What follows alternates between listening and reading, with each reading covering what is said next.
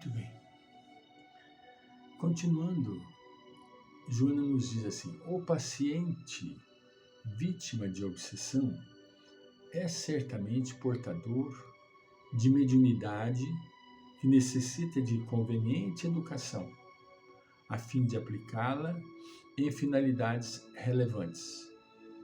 A obsessão é doença grave. Veja bem o que ela está falando. A obsessão é doença grave. Mesmo que quando se apresenta em quadros simples, em forma de inspiração depressiva ou de morbo que afeta a saúde física, isso porque impõe a transformação moral do paciente e a mudança emocional do agente que a desencadeia, consciente ou não. Só há obsessão porque há débito de quem sofre. Não vai ocorrer esse mecanismo de sintonia se não houver uma troca, não houver uma necessidade de comum acordo, né? Só a obsessão porque há débito de quem sofre. Ou seja, o obsidiado, ele tem um compromisso com o obsessor. Do contrário, o obsessor não estaria ali. Entende? O obsessor só está ali porque ele deve algo para o obsessor. As leis da vida dispõem de recursos elevados para a reeducação dos incursos nos seus códigos de justiça. No entanto, a intemperança e precipitação dos indivíduos, perturbados em si mesmos, levam-nos aos desforços e vinganças, produzindo esses desnecessários processos de sofrimento. No entanto, a intemperança, a precipitação dos indivíduos perturbados em si mesmos. Infelizmente, quando ocorre um processo obsessivo, quando há uma pessoa em estado de perturbação, obsidiado, infelizmente, ao seu redor, os familiares, geralmente são os familiares, eles se destemperam. Nós não estamos aqui para julgar absolutamente ninguém, como já tenho dito, mas a gente tem que falar em termos de estudo, né? Os auxiliares, os familiares, eles se destemperam por quê? Porque a preocupação se torna exacerbada. A pessoa não sabe o que faz, entende? Procura de um lado, procura do outro, não encontra saída, porque não foi no lugar certo. Ah, Francisco, mas se não foi no lugar certo, então qual seria o lugar certo? Em primeiro lugar, um caso de obsessão deve ser tratado dentro da casa espírita. Ah, mas como nós vamos ter certeza de que é obsessão? Muito simples, muito simples. Nós vamos fazendo aquela metodologia de eliminação. Vamos eliminando as partes, até chegar no conceito e no diagnóstico adequado. Não, realmente não é um processo físico, não é uma doença física, a pessoa não está trazendo nenhuma manifestação orgânica, isso é uma interferência de alguma entidade extra. Isso é uma perturbação espiritual. Aí, então, o que nós fazemos? Nós vamos recorrer a pessoas idôneas, porque existem inumeráveis médiuns, curadores, inumeráveis localidades aonde oferece a cura. a troco de. Isso que é o perigo. A pessoa fica em uma situação tamanha de perturbação e de desespero que ela entra em qualquer porta. Eu digo por experiência vivida, entende? E com familiares. A pessoa despendeu economia para obter cura. E não era através do pagamento que a pessoa ia fazer que ia obter cura.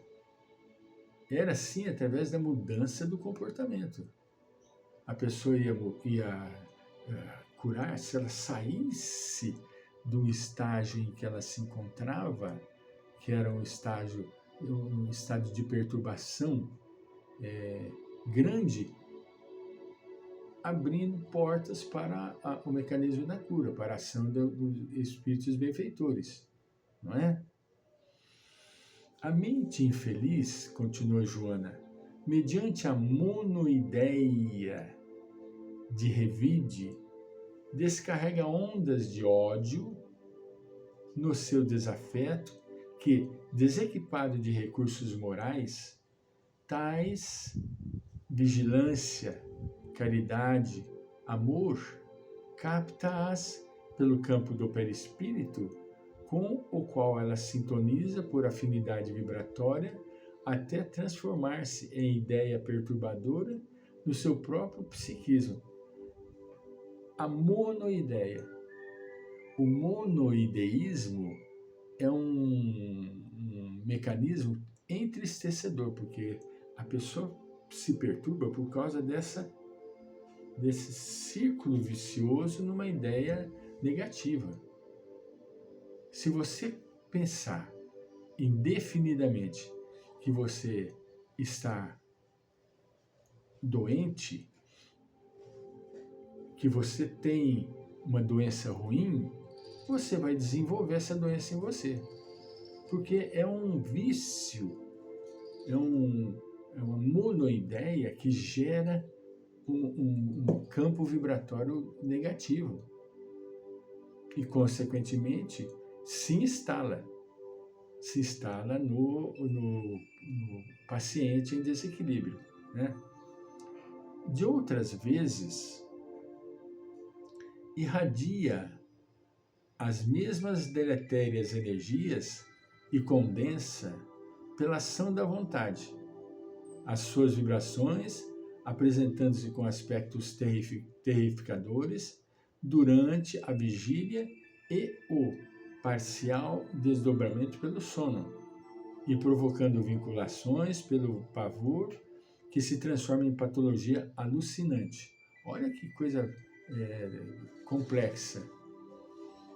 Chega ao ponto do indivíduo ficar alucinado. Na sucessão de interferências, consegue dominar a mente culpada, que se lhe faz submissa, dando curso aos mais graves fenômenos de subjugação que a ignorância, por muitos séculos, considerou como possessão demoníaca, e os cientistas rotularam de esquizofrenia. Isso é real.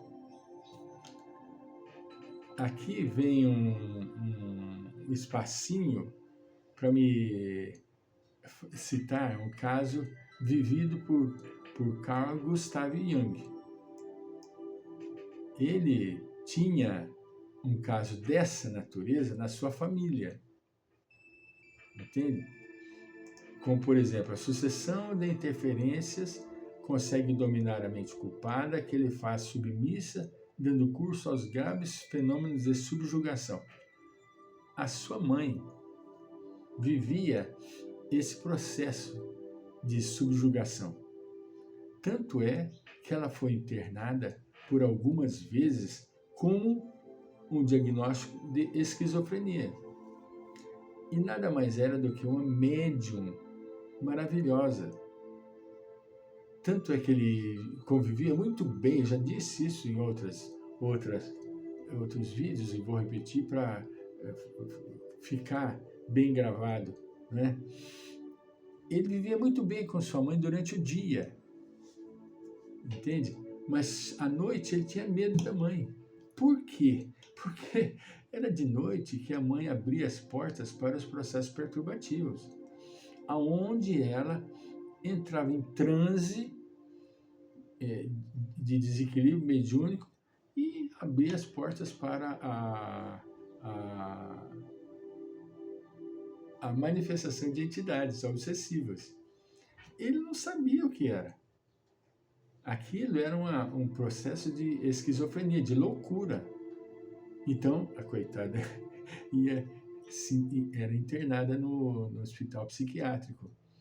Foram algumas vezes acontecer esse fenômeno, fazendo com que ele tivesse medo, né? E não na época, como ia na época tratar sobre o processo obsessivo como manifestação mediúnica? Na época, o Espiritismo estava ainda levedando, entende? Ele era nascente, ainda estava em curso, estava sendo planejado para ser implantado na França. Voltaremos.